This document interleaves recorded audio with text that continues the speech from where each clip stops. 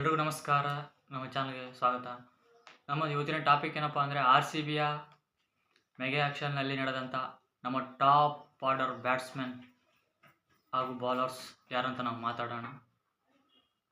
ವಿರಾಟ್ ಕೊಹ್ಲಿ, ಪಟಿದಾರ್ ಮತ್ತು Livingstone, Tim David ಮತ್ತು ಬೌಲರ್‌ನಲ್ಲಿ ಯಶ್ ದಯಾಲ್ ಮತ್ತು ಭುವನೇಶ್ವರ್ ಕುಮಾರ್, ಜೋಸ್ ಹೇಜಲ್ವುಡ್ ಇವ್ರ ಬಗ್ಗೆ ಎಲ್ಲ ಮಾತಾಡೋಣ. ಬನ್ನಿ ಮಾತಾಡೋಣ.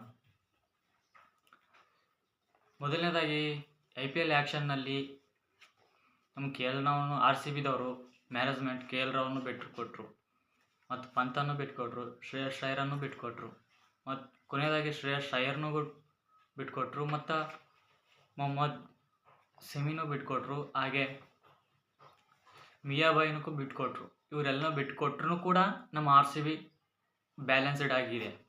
ಯಾಕಂದರೆ ಅಂಥ ಪ್ಲೇಯರನ್ನು ಖರೀದಿ ಮಾಡಿದ್ದಾರೆ. ಅದ್ರ ಬಗ್ಗೆ ಮಾತಾಡೋಣ.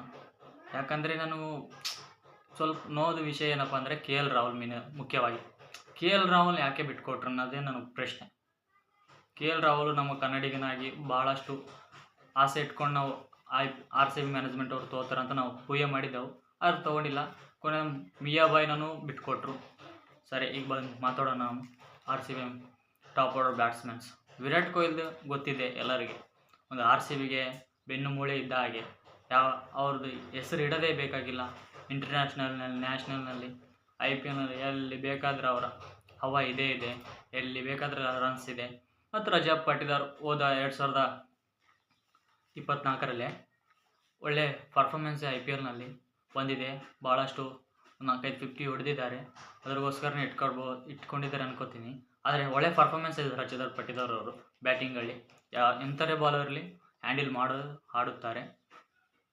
ಮತ್ತು ಫಿಲಿಪ್ ಸಾಲ್ಟ್ ಮುಖ್ಯವಾಗಿ ಇದೇ ವರ್ಷ 2024 KKR ವಿರುದ್ಧ ಆಡಿದ್ದಾರೆ. KKR ಈ ವರ್ಷ ಚಾಂಪಿಯನ್ ಆಗಿದಂಥ IPLನಲ್ಲಿ. ಫಿಲಿಪ್ ಸಾಲ್ಟು ಇಂಗ್ಲೆಂಡ್ ಪ್ಲೇಯರು, ಭಾರಿ ಹೊಡೆದಾಟ ಆಡ್ತಾರೆ. ಓಪನರ್ ಬ್ಯಾಟ್ಸ್ಮನ್, ಸಖತ್ತಾಗಿ ಆಡುತ್ತಾರೆ. ಯಾವುದೇ ಗೊಂದಲ ಇಲ್ಲ. ಒಳ್ಳೆ ಪರ್ಫಾರ್ಮೆನ್ಸು. ಇಂಗ್ಲೆಂಡಿಗೆ ಓಪನರ್ ಆಗಿ ಬರುತ್ತಾರೆ. ಆದರೆ ನಮಗೆ ಇನ್ನು ಮುಂದೆ ನಮ್ಮ ಆರ್-ಸಿ-ಬಿಗೆ ಓಪನರ್ ಆಗಿ ಬರುತ್ತಾರೆ.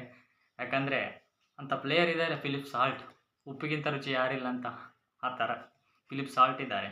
ಮತ್ತು ದೇವದತ್ ಪಡಿಕ್ಕಲ್ ಕೂಡ ನಮ್ಮ ಕನ್ನಡಿಗನೇ. ಅವರನ್ನು 2 ಕೋಟಿಗೆ ಕೊಂಡ್ಕೊಂಡಿದ್ದಾರೆ.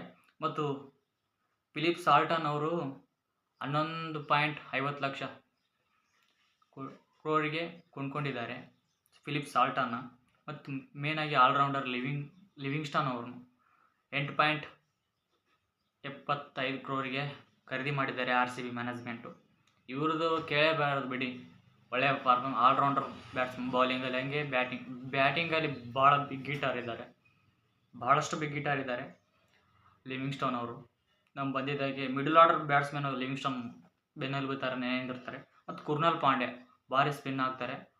ಆದರೆ ಒಳ್ಳೆ ಬ್ಯಾಟ್ಸ್ಮನ್ನೇ. ಲಾಸ್ಟ್ ಓವರ್ನಲ್ಲಿ ಸ್ಪಿನ್ನಲ್ಲಿ ವಿಕೆಟ್ ಭಾರಿ ತೆಗಿತಾನೆ. ಇವರು 5.75 ಕ್ರೋರಿಗೆ ಖರೀದಿ ಮಾಡಿದ್ದಾರೆ. ಮತ್ತು ಟೀಮ್ ಡೇವಿಡ್ ಮುಖ್ಯವಾಗಿ. ಟೀಮ್ ಡೇವಿಡ್ ನೋಡೇಬಾರ್ದು ಹೇಳಿ. ಹೋದ ವರ್ಷ ಇದೆ 2024 ಮುಂಬೈಗೆ ಆಡಿದ್ದಾರೆ.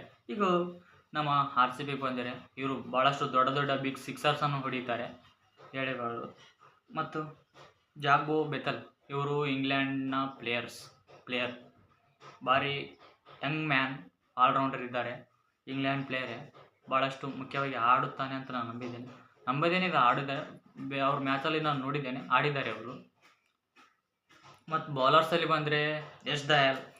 ಇದೇ ಎಲಿಮಿನೇಟ್ರಿನಲ್ಲಿ ಚೆನ್ನೈ ಸೂಪರ್ ಕಿಂಗ್ ಆರ್-ಸಿ-ಬಿ ಮಧ್ಯೆ ಯಶ್ ದಯಾಲ್ ಲಾಸ್ಟ್ ಓವರ್ನಲ್ಲಿ ಭಾಳಷ್ಟು ಮುಖ್ಯವಾಗಿ ಬೌಲಿಂಗ್ ಮಾಡಿದ್ದಾರೆ.